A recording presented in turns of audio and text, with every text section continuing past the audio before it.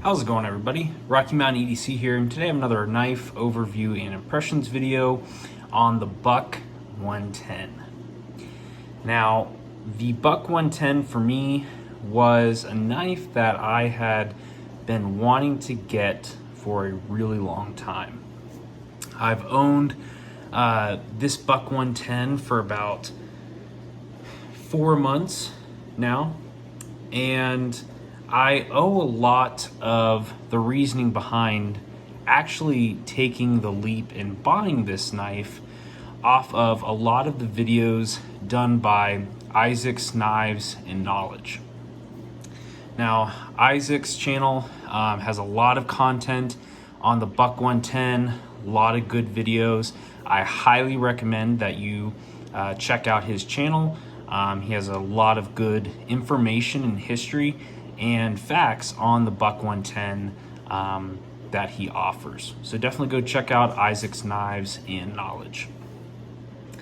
So getting into the Buck 110, I really enjoy the high quality sheath or pouch that the Buck 110 comes in.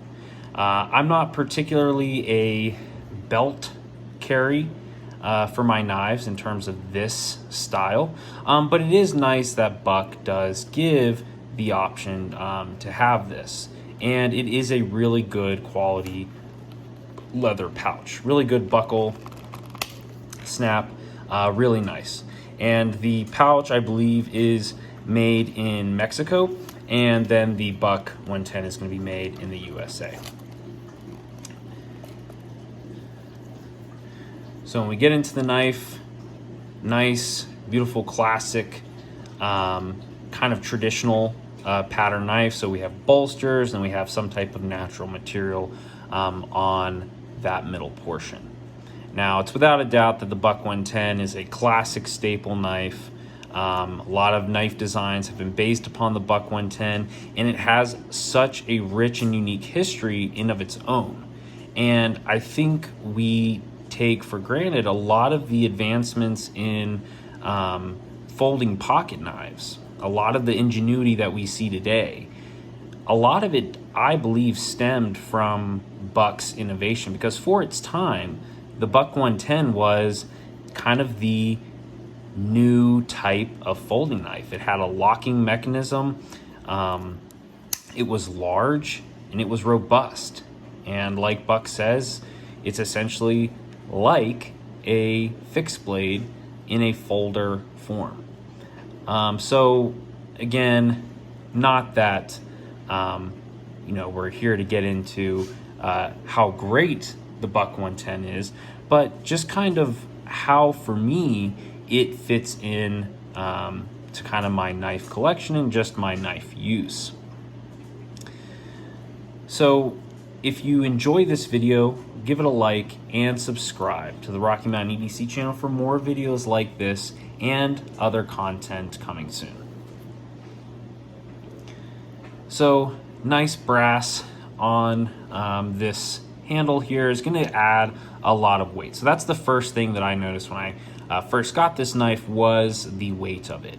And now that partly goes into why they give you this leather pouch, this leather carry option here, because it is heavy and there is no pocket clip.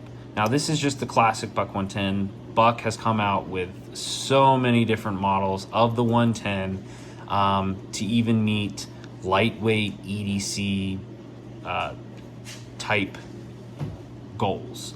So this is just the classic model that was originally kind of coming out. So that brass is really nice, and honestly, as it tarnishes, I haven't used this a whole lot, but as it kind of forms patina, it's going to have a very unique look on it, which is going to kind of be a drawback or a positive for some individuals. Personally, I don't mind the patina. I think it gives the knife character and kind of gives it a little uniqueness about it to your own use and your own knife collection.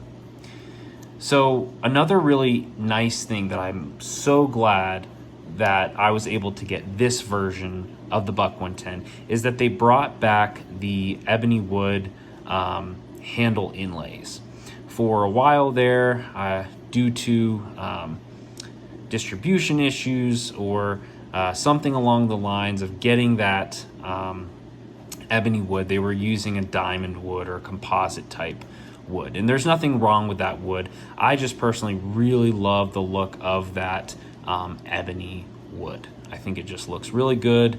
That kind of really dark color just really looks nice, especially with the bright brass and then the obviously satin steel finish on the blade. So it just looks really nice. Now, if you notice, this Buck 110 that I have, I did add a little customization. I added some quick screw-on thumb studs just to have a one-handed opening option. Not that you need this. Again, Buck 110 has a nail nick for you to pull open like that, just like a traditional knife would be. But I did add that quick thumb stud. That did not come on the knife. That was an aftermarket add-on for me. So we can see that the blade is very long, has a very good length of cutting edge, close to about 4 inches of cutting edge, and is going to have a hollow grind and a clip point style blade.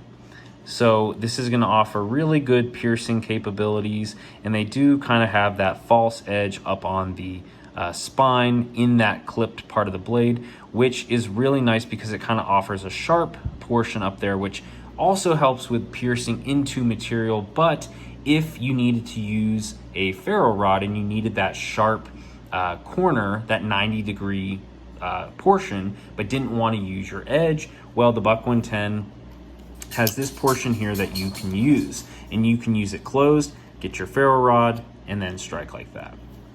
So that is a nice feature.